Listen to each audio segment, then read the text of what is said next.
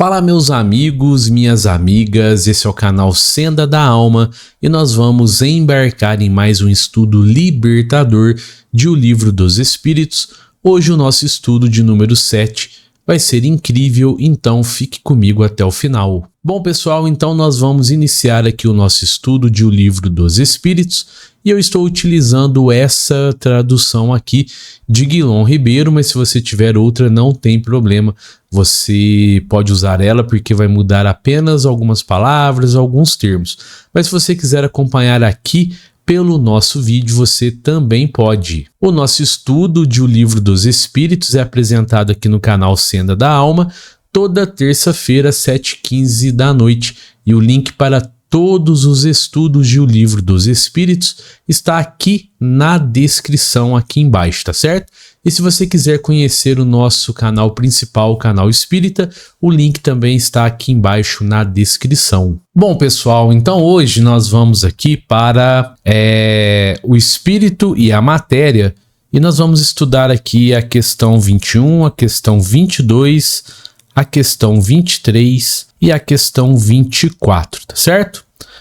Vamos lá então. Allan Kardec vai fazer a seguinte indagação na questão 21. A matéria existe desde toda a eternidade como Deus ou foi criada por ele em dado momento? E a resposta dos espíritos benevolentes é a seguinte: só Deus o sabe. Há uma coisa, todavia, que a razão vos deve indicar.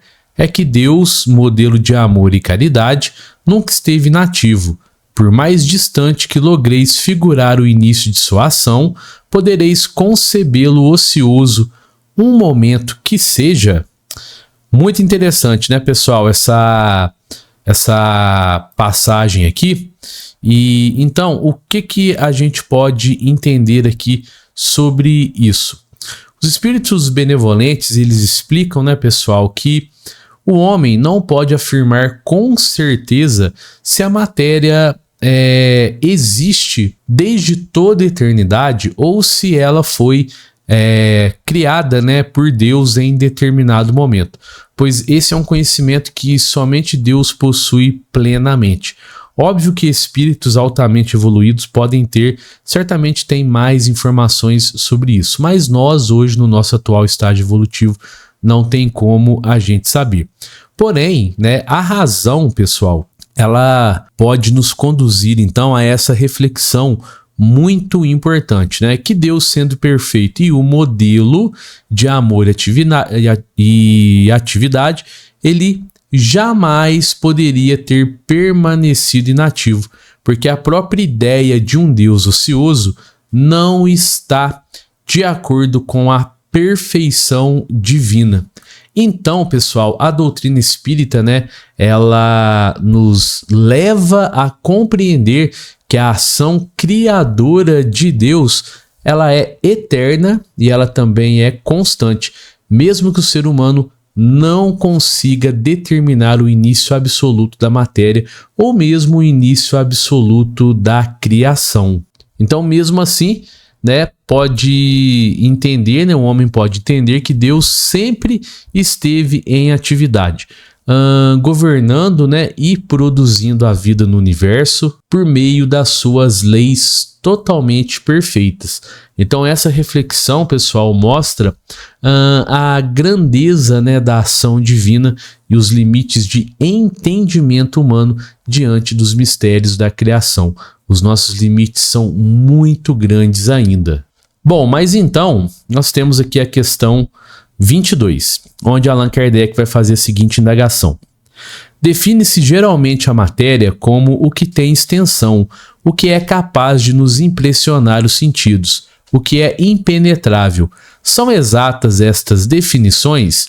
E aí os espíritos benevolentes vão responder o seguinte: do vosso ponto de vista, elas o são, porque não falais senão do que conheceis, mas a matéria existe em estados que ignorais. Pode ser, por exemplo, tão etérea e sutil que nenhuma impressão vos cause aos sentidos. Contudo, é sempre matéria. Para vós, porém, não o seria. E aí Allan Kardec ele continua na questão. Que definições podeis dar da matéria? E aí os espíritos benevolentes dizem o seguinte: a matéria é o laço que prende o espírito, é o instrumento de que este se serve e sobre o qual, ao mesmo tempo, exerce sua ação. E aí Allan Kardec ele adiciona a seguinte nota: deste ponto de vista, pode-se dizer que a matéria é o agente, o intermediário com o auxílio do qual e sobre o qual atua o espírito. Bom, pessoal, os espíritos benevolentes, né, eles vão nos explicar então nessa questão que a definição comum que nós temos de matéria, que é aquilo que tem extensão, que impressiona os sentidos e que é impenetrável, mais ou menos aquilo que a gente trabalha na escola, lá quando a gente vai trabalhar com os alunos sobre a matéria, né? Que essa percepção é correta apenas do ponto de vista humano, do nosso ponto de vista aqui. Isso acontece porque o homem, ele define as coisas com base no que consegue perceber pelos sentidos materiais. Então a matéria, como os espíritos benevolentes disseram, ela não existe apenas na forma que nós conhecemos. Ela pode apresentar estados muito mais sutis, estados muito mais etéreos que não produzem nenhuma impressão direta em nossos sentidos. Mesmo assim, continua sendo matéria. Então isso mostra que a nossa compreensão sobre ela também é limitada ainda. Agora, quando os espíritos benevolentes definem a matéria como o laço que prende o espírito, então eles estão explicando que ela funciona como o meio pelo qual o espírito atua no mundo material. Então a matéria, pessoal, ela serve como instrumento de manifestação, instrumento de experiência para o espírito durante a sua jornada evolutiva. E mais, na nota explicativa, Allan Kardec esclarece, pessoal, que a matéria pode ser vista como um, digamos, agente intermediário, né? Ou seja, o elemento por meio do qual o espírito age e se expressa. Então, assim, a doutrina espírita ela nos mostra que espírito e matéria estão ligados na vida universal, cada um desempenhando o seu papel dentro das leis da criação. E agora nós vamos para a questão 23, que é espírito. Olha que interessante, e aí os espíritos benevolentes vão responder: o princípio inteligente do universo. Beleza. Aí Allan Kardec continua: qual a natureza íntima do espírito? E os espíritos benevolentes respondem: não é fácil analisar o espírito com a vossa linguagem. Para vós, ele nada é, por não ser palpável. Para nós, entretanto, é alguma coisa. Ficai sabendo, coisa nenhuma é o nada, e o nada não existe. Então, pessoal, os espíritos benevolentes, eles definem, né, o espírito como o princípio inteligente do universo. Isso significa que é o espírito que possui pensamento, é o espírito que possui consciência, é o espírito que possui a capacidade de aprender e também de evoluir. Então, pessoal, enquanto a matéria representa o elemento material da criação, o espírito representa o elemento inteligente da criação. É por meio dele que existem razão, vontade e também o progresso. Então a doutrina espírita, né, ela nos ensina que o universo é formado por dois princípios fundamentais, o princípio material e o princípio inteligente. Então, quando se pergunta sobre a natureza íntima do espírito, os espíritos benevolentes explicam que é difícil descrever com a linguagem humana, com a linguagem que nós temos hoje, pois os nossos conceitos estão intimamente ligados ao mundo material. Então, para a gente, aquilo que não pode ser visto ou tocado, muitas vezes parece simplesmente não existir. Porém, pessoal, os espíritos benevolentes esclarecem também que o espírito é uma realidade, mesmo sendo invisíveis aos nossos sentidos físicos.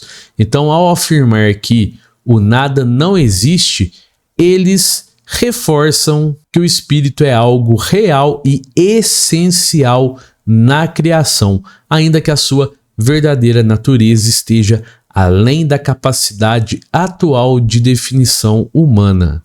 E por fim, nós vamos então para a questão 24, onde Allan Kardec faz a seguinte indagação: é o espírito sinônimo de inteligência?